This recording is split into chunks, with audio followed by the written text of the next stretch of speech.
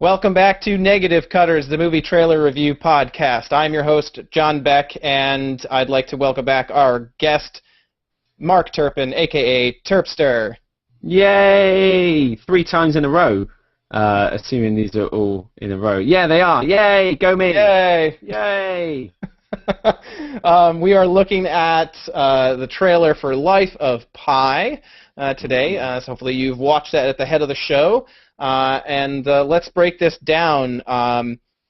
This is a story about a boy and a ship that sinks, and he's wonderful animals stuck in a lifeboat with a tiger and somehow survives. That's the basic gist of it, but I think there's a little bit more to this. What did you think of the trailer, Terpster? Well, it's weird. The first time I saw anything on this film was they had a 3-minute, 5-minute preview before. I'm trying to think what film it was before. It might have even been like The Avengers or something, which I quite enjoyed. And it was 3 or 5 minutes of absolute crap. It was all in 3D, and there were loads of flying fish. And there was no context at all. It's just a kid in a boat with a tiger, and he's obviously hungry. They're all trying to catch some fish, and it turns out. So it was like an actual scene from the movie, like a full-on scene. Full-on scene, and they're just being like, check out this 3D presentation because this is some crazy good 3D. And I sat there with my glasses, just being like, no, I don't think so. It was weird and crazy and stupid, and I wasn't, he was fighting with a tiger, just being like, no, it's my fish, fish, and it was just very strange, very strange. So seeing this trailer, and obviously this trailer doesn't just fixate on the boy in the boat with weird flying fish in 3D. The trailer gives a little bit more context. You get to see, hopefully, some of the hopefully quite impressive visuals. And like I said, they were doing lots with CG with this one. There's a lot of great tiger scenes. Yeah, and let's talk about the visuals here for a second, because that does seem to be a big part of this, and part of actually the turnoffs for me. But so probably best CG animal I've ever seen. I think it's got to be up there. It's definitely. I mean, but even then, it looks fantastic. I can't imagine a tiger is really gonna behave exactly. The eyes don't seem quite white. It seems a little bit anime. It did, because there's that moment where the tiger's swimming and his eyes are like, yeah, I'm conveying emotion. I would much rather just have an animal be an animal. But I mean, at the same time, very, very impressive. It's very clever what they can do nowadays. But yeah, I'm not sure. So they had me in this trailer. It was interesting, a lot of cool stuff happening. The visuals were great up until I think the tiger was stunning and then kind of weird. I think the thing that turned me off was the whale. There's a moment with all the glowing plankton, and it's glowing so brightly. And maybe this is, I don't know, maybe it would come across differently in either 3D or on a movie screen, different contrast, I don't know, but it was just so cartoony and just over the top that I basically, the visuals give the entire thing a rather surreal aspect to it. Completely agreed. And I think it's meant to be. But the thing is, it is Ang Lee who's the director. Yeah. And, he does, his whole thing is all about color palettes and trying to create visual experiences. But it does, it does seem weird. The whale, I totally agree, in this trailer lets it down. It's just not as good. It's a little bit out of place. It's a little bit weird. Yeah, I think it almost focuses. Well, I think the problem is the trailer I think the movie. How do I say this? I'm trying not to spoil too much, because I looked into the book, and again, so there's a book that's fairly well known. Same name. Yep, and it's kind of like a story within a story. It's a rather complex book in terms of you're not exactly sure what's real, because the story is being told third person, not third person, but there's an author talking to somebody else, telling them about the story of this guy who he told. So it's like there's a couple layers of separation between the actual people in the story and who's telling the story. So there's this aspect of you're not sure who to believe and what to believe. So once I kind of understood that, I think the trailer makes a little bit more sense. I can kind of forgive the somewhat ridiculousness of the CGI, because I think you're meant to question whether or not it's real. Yeah. And I think there's some moments towards the end where it kind of lays out like I don't know. It's like one of those things where it's just one big metaphor. Okay. It could. I mean, to be honest with you, Adam Sandler's done films like this. I don't think it's really needed of a film of this budget and style. It's I don't know. I think Big Fish. I think is a better example of fantastical stories in a weird and wonderful world than this seems to be. But again, I always thought it was a children's film based on the trailer, the 5-minute thing I saw, because it was just so weird and surreal. And I don't know, maybe it's aiming for that younger market. Yeah, it'd be interesting to see what it goes for. I mean, what's it rated as? I can't see it on here. I cannot see it. We don't have. Yeah, I don't think it's been rated yet. Okay. No. So I don't know. I mean, the books are children's books, aren't they? I don't. No? Well, I think maybe teen or something like that. I think it definitely is a younger audience. But I don't know.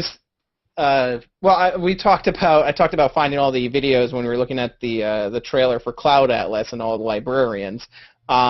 It does seem Life of Pi is all required reading for like 10th or 11th graders. Oh wow, okay.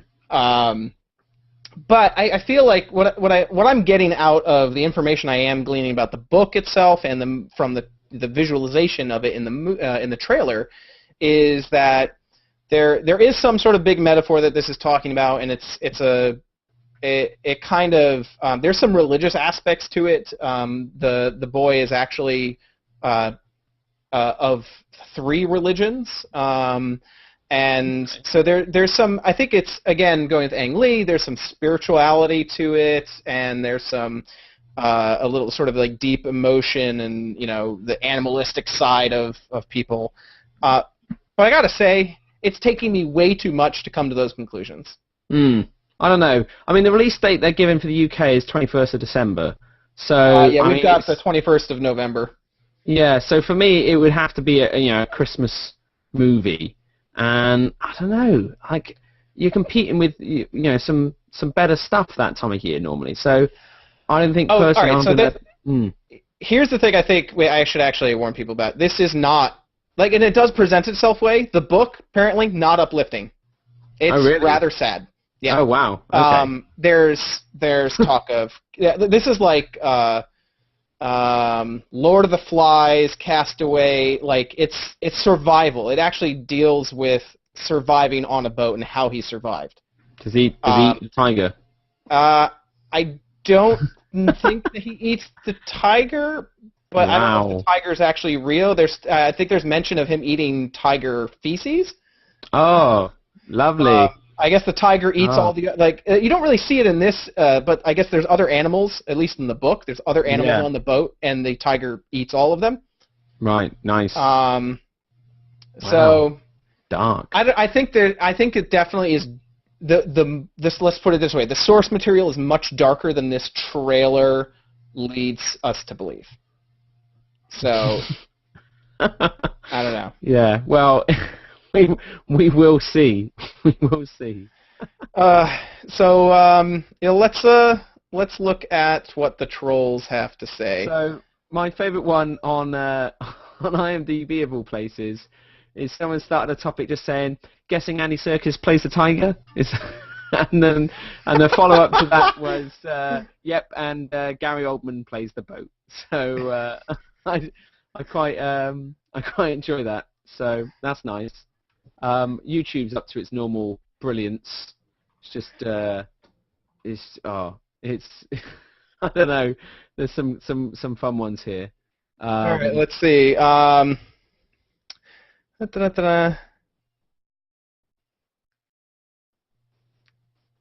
So, all right, let me get the actual original comment. Someone says, I'm reading this book now, but I'm finding it a bit hard to get into. Is it worth reading on? The response to that is, I felt exactly the same way when I first started reading it, but it's definitely worth reading on. It is a little bit strange, but it's a very good book. So it sounds like this is definitely an acquired taste or something that you really kind of have to, like, I feel like it's probably going to be a slow-moving, a slow movie to get going in the beginning. I think people are going to be like an hour in going, where is this going? Could happen. We had so one here says, I remember reading this fantastic piece when I was 13. It was back when reading and storytelling meant little to me.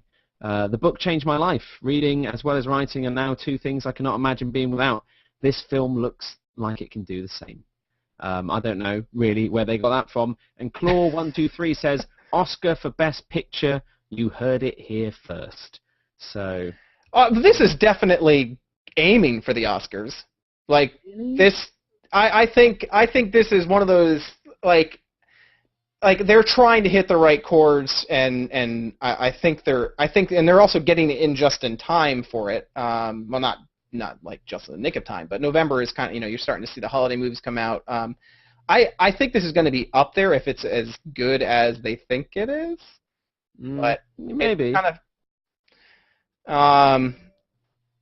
I would say, all right, well, let's look at M.W. Manny says, this looks terrible. The book was very subtle by comparison, seems too stylized. Could be.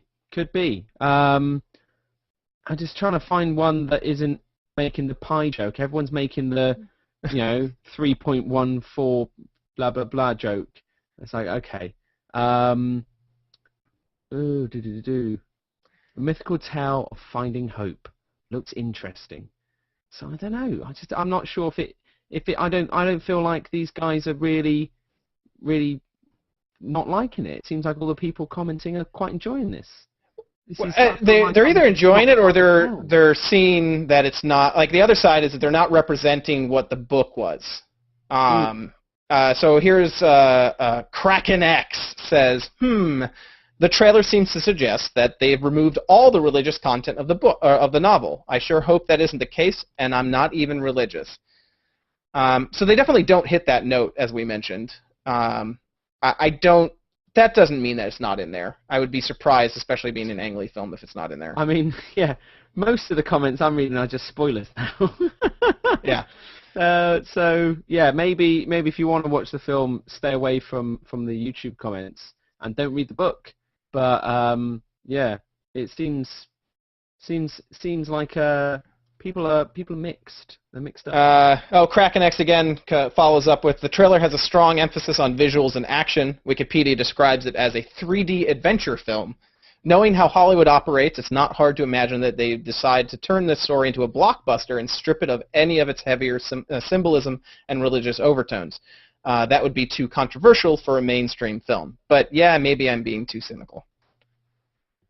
I think that's the question, is there any substance to this? And it doesn't look like it has all that much substance. Yet at the same time, I will say, for the most part, the trailer kind of caught me. Like, and I don't know why, but I actually kind of liked the anime tiger eyes. Really? Well, I'm not sure about them. What I don't know as well is they're saying this is 3 books. Is it just one film? I don't think it's 3 books. There's 3 different acts to the book. There's there's 3 very distinct things. I think they talk about his life. He's like a zookeeper's son or something like that. They talk about his life as a zookeeper's son. They talk about then the boat, and then there's what comes after, which I'm not sure about. Okay. Interesting. Interesting. I like this. 99 Night says, the tiger saves the Indian kid by fighting the shark, zombies, and fat women. As a result, the tiger dies. See, that might actually happen. That's why I have no idea. I read that and I thought, that sounds ludicrous. But then I thought, yeah, this whole thing's pretty ludicrous. So maybe that's actually what happens. Uh, so too much style, not enough substance, perhaps. Possibly, possibly. I think also just maybe aimed at a different audience to me. Maybe it has that sort of younger fantasy type vibe to it. Like I said, I think I'm intrigued by it. I am now, like I said, but then I know that when I saw the clip of just him on the boat with the tiger and all in 3D, I just thought, this is terrible. So I don't know which way to fall. I don't know which way. I don't think I will see this at the cinema. I think this is one I'd wait for and get it on a rental. Get it on Netflix. Yeah, I would. I have a feeling that visually and stuff like that, this is gonna be on somebody's list in Oscars, so it'll probably come up. I'll probably end up. I don't know if I'd rent it. This might be torrent worthy. Really? But, Wow. I don't know. Okay. I don't know. This is the type of movie that I go, that looks interesting, and then completely forget about. Like, I think I'm gonna forget about this. Yeah, I could see that. I could see that. I think it's one of those things as well. Probably if you did see it in a cinema, I think that's probably where it deserves to be seen. Just because it will obviously look beautiful. But yeah, the I 3D. don't know if I can be bothered to spend money to go see this at a cinema. This is the type of movie that should not need 3D. Mm. Like, I just don't get it, except for the fact that I get that there's the whole, like, is this real, is this not, and then you can do a lot of crazy shit with the 3D and the CGI, but I feel like it's gone way too far, and it's gone way past, like, it's one thing to have a very gritty story that the pieces of which are rather fantastical. Mm-hmm. The nuts and bolts of it can be fantastical, but they're not. It's not even the nuts and bolts of this that are fantastical. It's how it all looks. So it's kind of. I feel like Ang Lee is telegraphing a lot in this. So, I don't know. And the last visual masterpiece he made was such a good movie. I of course am talking about The Hulk. Oh, obviously, yeah. I mean, The Hulk. Yeah. Yeah. I like Brokeback Mountain. He did well there. But, right, but yeah, did you hear they're remaking Brokeback Mountain in 3D? Really? Totally. Really? No. I can already see where the camera's going to go where it couldn't go before. Oh, no. And it's just like, I'm probably going to take my glasses off at that point. That's an acceptable period of time. But, yeah, that would be an interesting one. Yeah, he's going to replace him with CGI characters. It's going to be great. Okay. Well, because, obviously He's not with us anymore. Yeah. Exactly, yeah. It would be a bit weird. The added scenes, we're just going to just splice them in there. That's the most horrific idea I've ever come up with. I'm sure I'll top it next week.